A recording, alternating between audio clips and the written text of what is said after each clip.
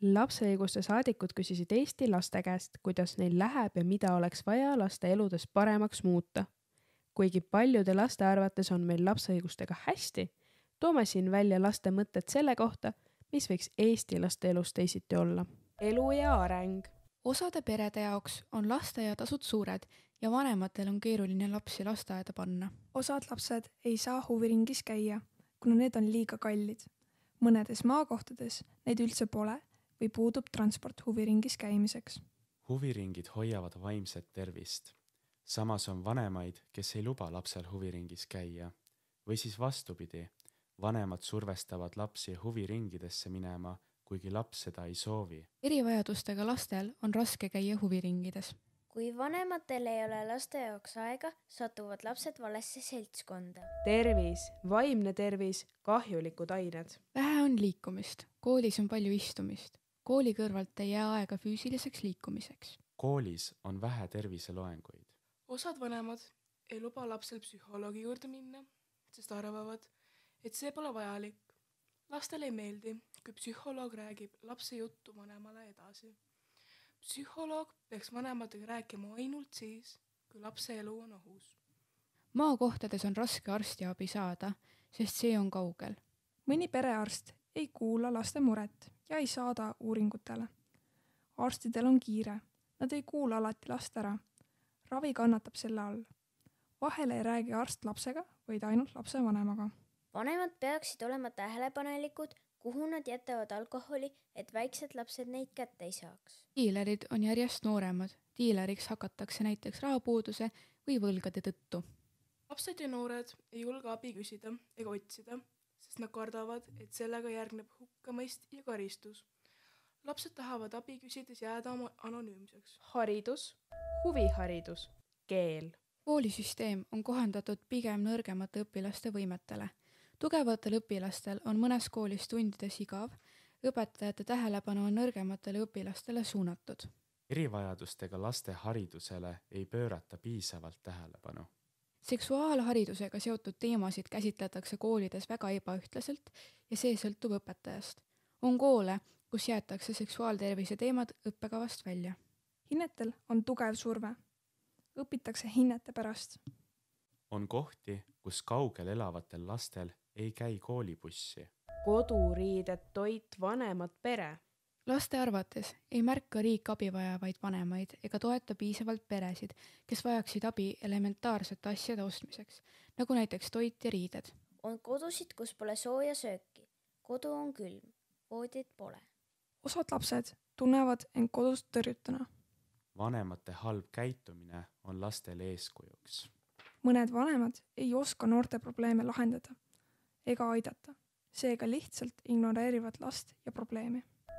Töötamine. Laste arvates on neil vähe legaalseid töötamise võimalusi ja osad lapsed töötavad mustalt. Töökohtadel on lapsed kogenud halba kohtlemist. Mõned lapsed peavad kõik majapidamistööd ise tegema. Mõni vanem paneb last tegema tööd, mis käib lapsele üle jõu. Mängu- ja puhkeaeg. Kool algab liiga vara ja suure kodutööde arvu pärast ei jõua õigel ajal magama. Mõnel lapsel ei ole oma vaba aega, sest ta kasvatab õdesid, vendi. Lahenduseks oleks reguleerida nii koolis kui ka kodus kodutööde andmise mahtu ja vanematele võiks rohkem teadvustada laste vaba aja vajalikkust. Osalemine ja kaasarääkimine. Noored ei julge enda muredest avalikus kohas ja koolist rääkida. Vanemad sunnivad lastele oma arvamust peale isegi siis, kui lapsele see ei sobi. Näiteks ütlevad osad lapsed, et neil ei ole valikut, mis huviringides nad osalevad. Alla 10-aastastel lastel ei lasta alati valida, kumma vanema juures nad elada soovivad, kui vanemad lahutavad. Privaatsus. Kõik vanemad ei tea, kuidas lapsed isiklikku ruumi säilitada. Lapsel ei ole privaatsust oma toas. Näiteks, kui kaamerad on isegi lapse toas või kui vanem on võtnud lapse toast ukse eest, et jälgida lapse tegevusi. Vanem võiks last usaldada. Lapse parimate huvidega arvestamine. Vahel on nii, et kui vanemad küsivad lapse arvamust, siis peale lapse kuulamist hakkavad nad lapse arvamust mõjutama, et see oleks vanematele sobilikum. Siiski leiavad paljud lapsed, et nende parimate huvidega arvestatakse. nimi, kodakondsus, keel. Laste vahel on rahvusvaheliselt usaldamatust, vähemused tunnevad, et neid koheldakse halvasti. Ukraina noored ei julge kehva keeleoskuse tõttu eesti keelt rääkida. turvalisus. laste teadlikkus abi saada on madal. palju on laste vastu suunatud vägivalda ja kiusamist peredes, koolides, ka huviringides ja avalikus ruumis. Väiksed ei julge koolis WC-sse minna, sest suuremad teevad seal aineid. osad lapsed ei julge vanemate halva käitumise tõttu koju minna. Kodus on palju füüsilist vägivalda, aga laps ei julge lasteabisse helistada ja sõpradel on sarnased probleemid. Mõnes kodus pekstakse halbade hinnete eest.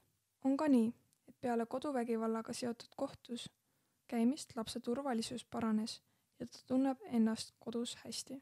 Internetis on palju ärakasutamist, kuritarvitamist ja väljapressimist, näiteks piltidega. Kui ema õues koeraga jalutab, on kodus üksi hirmus olla. Võõral ei tohi ust avada. Kui kodus on halb, saab politsei appi kutsuda. YouTube'is on vahel rumalad asjad. Lõbustuspargis peab alati öö peal olema. Kui laps ei oska basseinis ujuda, hoiab ema vahel käest kinni. Peas on turvaline. Vanaemad loovad turvatunde.